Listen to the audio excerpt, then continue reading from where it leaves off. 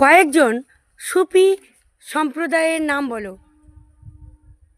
সুলতান ইলতুৎমিশ, কুতুবউদ্দিন আইবক, খাজা খাজা মঈনুদ্দিন চিশতি, কুতুবউদ্দিন বখতিয়ার কাকি, শ্রী রামকৃষ্ণ বসু, পরমাংশদেব। কবির কেন বিখ্যাত ছিলেন সে সম্পর্কে আলোচনা করো। বারাণসীতে এক মুসলিম তাঁতি পরিবারে পালিত হন কবি। তিনি ছিলেন একজন ভক্তি সাধক।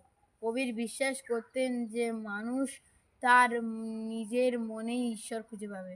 তার গান এবং দোয়া শুনলে বোঝা যায় যে তিনি ধর্মের লোক। দেখাশোনা আচারের বিরুদ্ধে ছিল। হিন্দুই ভাষায় 2 পংক্তির কবিতাকেই বলে দোহা। এই বলে আমি কবিদের জীবনী শেষ করলাম।